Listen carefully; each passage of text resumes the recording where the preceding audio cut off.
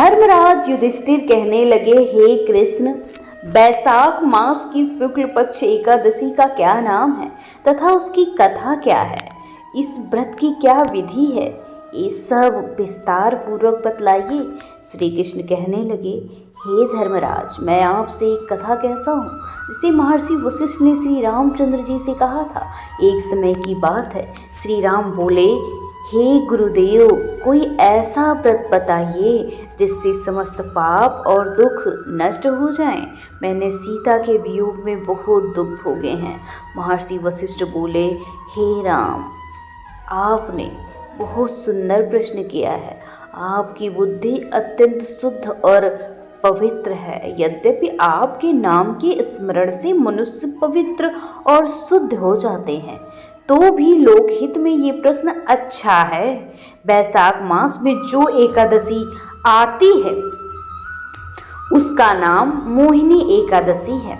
इसका व्रत करने से मनुष्य सब पापों तथा दुखों से छूटकर मोह जाल से मुक्त हो जाता है। मैं इसकी कथा कहता हूँ, ध्यान पूर्वक सुनो।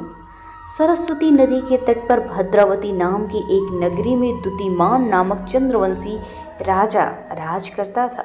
वो धन धान से संपन्न व पुण्यवान धनपाल नामक वैश्य भी वहीं रहता था। वहाँ अत्यंत धर्मालु और विष्णु भक्त रहते थे। उनके नगर में अनेक भोजनालय, प्याऊ, कुएं, सरोवर, धर्मशाला आदि बनवाए गए थे। सड़कों पर आम, जामुन, नीम आदि के अनेक वृक्ष लगवाए गए थे। उसके 5 पुत्र थे, सुमना, सुबुद्धि, मेधावी, सुकृति और दृष्टबुद्धि। इसमें 5वां पुत्र दृष्टबुद्धि महापापी था। वह पितर आदि को नहीं मानता था। वो बेश्या, दुराचारी, मनुष्य की संगति में रहकर जुआ खेलता था, पर स्त्री के साथ भोग विलास करता था तथा मद मांस का सेवन करता था। इस प्रकार अनेक कुकर्मों में वह पिता के धन को नष्ट करता रहता था।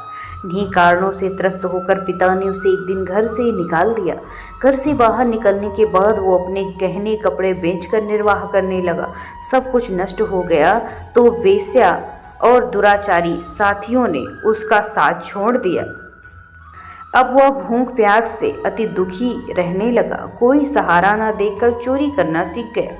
एक बार वो पकड़ा गया तो वैश्य का पुत्र जानकर चेतावनी देकर छोड़ दिया गया, मगर दूसरी बार फिर पकड़ में आ जाने पर राजाज्ञा से इस बार उसे कारागार में डाल दिया गया। कारागार में उसे अत्यंत दुख दिए गए। बाद में राजा ने उसे नगरी से निकाल दिया।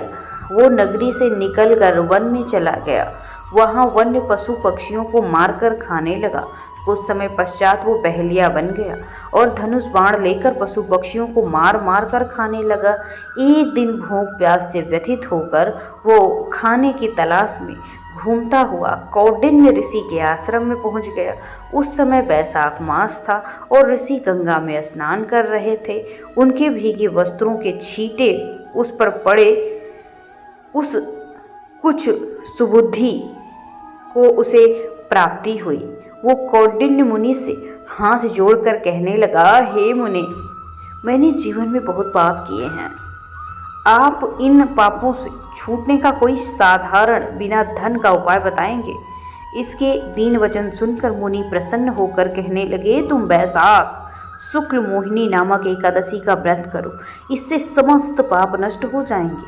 मुनि के वचन सुनकर वो अत्यंत प्रसन्न हुआ। उसने कहा कि मैं ये व्रत करूँगा, आप इसकी विधि बतलाइए। हे राम, इस व्रत के प्रभाव से उसके सारे पाप नष्ट हो गए। अंत में वो गरुड़ पर बैठकर विष्णु लोक को गया। इस व्रत से मोह आदि सब नष्ट हो जाते हैं। संसार में इस व्रत से श्रेष्ठ कोई व्रत नहीं है। इसके महात्म्य को पढ़ने अथवा सुनने से 1000 गोदान के बराबर फल की प्राप्ति होती है।